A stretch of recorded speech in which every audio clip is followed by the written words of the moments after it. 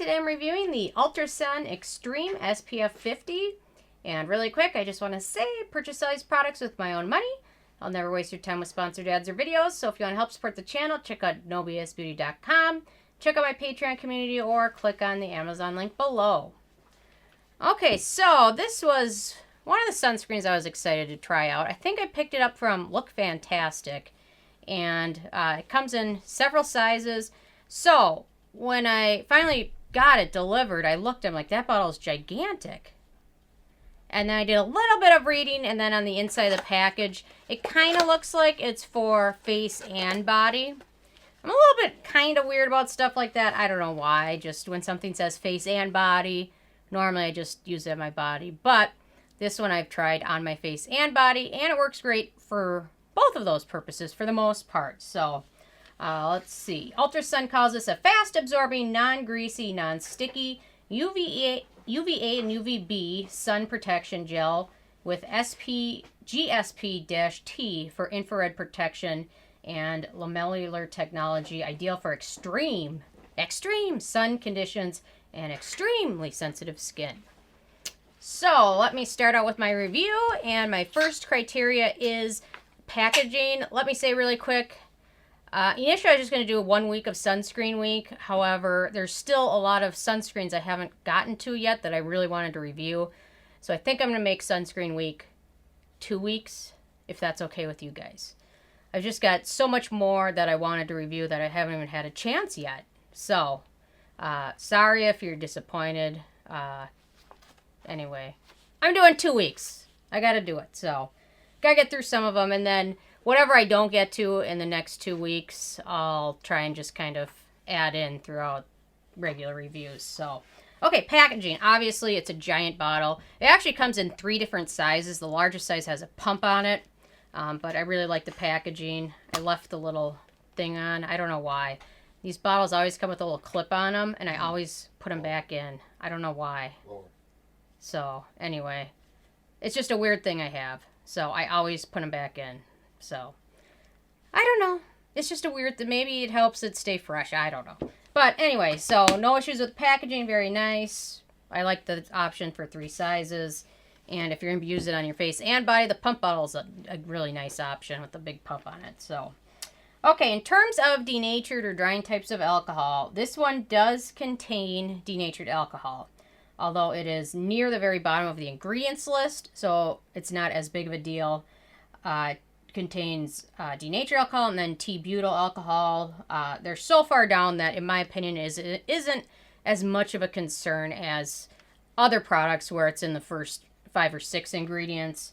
So it's most likely used as a preservative and to kind of help the lotiony texture of the product. So anyway, typically I'm not a big fan if it's really high up. If it's really down low, it's not nearly a big deal. So unless you have very, very sensitive skin or are sensitive to alcohol in particular.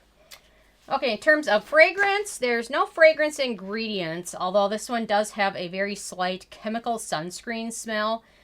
When you apply it, thankfully it dissipates in about 15-20 minutes once it fully absorbs into skin. So otherwise, no other fragrance ingredients, which is always very nice. So no issues with that. The manufacturing location for this one is Switzerland, and I don't think I've seen that yet. Have we seen a Switzerland review product? I don't think we have. So that's exciting. They must know their sunscreens. They ski a lot, so makes sense, right? Extreme. Okay, in terms of the SPF, sun protection factor, which means UVB rays. There's SPF is UVB, and then UVA-PF is the UVA rays. So in terms of the UVB ray protection, this offers SPF 50+, and I have a feeling that in lab tests it probably was much higher than just 50, but they're probably trying to be on the safe side. So SPF 50 is great for daily use as well as outdoors uses, extreme sports, things like that. In terms of the UVA protection factor, this one does provide exceptional UVA protection, which is thanks to ingredients like Uvanil A and Tinsorb M and Tinsorb S and titanium dioxide. So it's got a very good protection. UVA rays are the ones that cause wrinkles and damage. to your skin. And thankfully, it's nice that us in America can find ways to get good sunscreens, because most of the ones made in the U.S. For UV ray absorbers aren't very good, because they usually just contain avobenzone, which isn't the best. Avobenzone is not so great at it. So anyway, if you live in the U.S. and you don't like UV blockers, the UV absorbers, which is the UVA rays, buy things made in Europe, Korea, anywhere but here, because most of them just aren't the best. So, okay, in terms of the filters used, we've got, like I said, Uvinol T, which is a good UVB ray absorber. Uvinol A+, another UVA absorber. Then we've got Ethylhexyl Salicylate, which is a UVB ray absorber. Then we've got Tinsorb M, which is a hybrid filter that both reflects and absorbs UVB and UVA rays. So it does a nice job. Then we've got Tinsorb S, which is a very photostable filter that absorbs both UVB and UVA rays. And then titanium dioxide, which is a UVA and UVB ray blocker. So blocker means blocks the energy and sends it back. Absorbs means it absorbs it and then helps it from penetrating into your skin and damaging it. Okay, in terms of white cast, and then I was going to see if I have my little pH strips. Okay, in terms of white cast, this one has a strong white cast. The very first time I used it, I walked out into the living room and I asked cameraman, does this have a white cast? And he was like, whoa, yeah. Which meant, yeah, it's really got a white cast to it. So let me apply it. It does kind of fade a little bit the longer you're wearing it, so that is nice. But it certainly has a white cast. So there we go. I think you can tell even on all of the cameras, there's a white cast. So if you apply a foundation over it, that really helps mitigate it. But if you're somebody that doesn't wear foundation over it, for your face, it certainly is quite noticeable. If you're going to use it on your body, then it's not as big of a deal, obviously. But on your face, it's certainly apparent. So it does soak in, but it is noticeable. Okay, then in terms of the texture, this one has kind of a goopy texture to it. It's not terrible, but the biggest issue I have with it is how once it sets, it sets to a very tacky finish, which isn't the most enjoyable, especially for your face. Or if you're going to be, I don't know, at a beach. Everyone's had, you know what, I just remember one of my first jobs was at this car lot doing something with rental cars. I had something. But on my feet, one day I got so burned that I had the strap marks from my sandals like permanently into my feet, which are still kind of there. But then after that day, I started wearing sunscreen and it would get so sticky. At the end of the day, I would have like dirt clung to it. So a tacky finish isn't necessarily the most fun to deal with. So it is sticky. Although if you wear a foundation over it, again, that helps kind of mitigate it. And then I will do a quick pH test just because some of you guys like to know it. Once in a while, I'm surprised with them. You know, something always surprises me once in a while. But for the most part, nothing's too... And you know, there might be so much of white cast I can't even see what the results are. That's another possibility. So, anyway, I'm going to put this goopy thing back in. I don't know why I do that. I should stop. But, anyway. I'm making a giant mess, which is okay. And the pH looks to be about 6. So, there you go. So, man, did I make a mess, didn't I? You know what it's also with this one? It's a little sticky and it's a little bit tricky to remove at the end of the day. So it does take some effort to fully remove it, just because some of you have asked about that criteria as well. So I'm trying to remember to add that one in. So ease of use, so applies easily due to its nice kind of liquidy gel texture. Can be used on the face and body, which is nice. And the sizes are generally big enough that you won't totally use it all in one use if you use it on your body as well. It can cause some pilling, especially if you use it over a lot of other skincare product layers in the morning, or if you have like a super matte foundation that you apply. It can cause some pilling that way. It doesn't happen all the time, but super matte foundations, like I typically use a BB cream and I haven't had any issues with that, but when I tried to use this matte foundation over it, it did kind of pill. So it's easy to use, but there's some caveats with it, especially if you're going to use it on your face. So keep that in mind. Then in terms of antioxidants and beneficial ingredients, the fun stuff for me. So we've got grapeseed extract, which is great for dry skin. It's a good antioxidant. Squalane, another good hydrating antioxidant for skin. Ascorbyl tetracyl palmitate, which is a vitamin C version, which is soluble in both oil and water.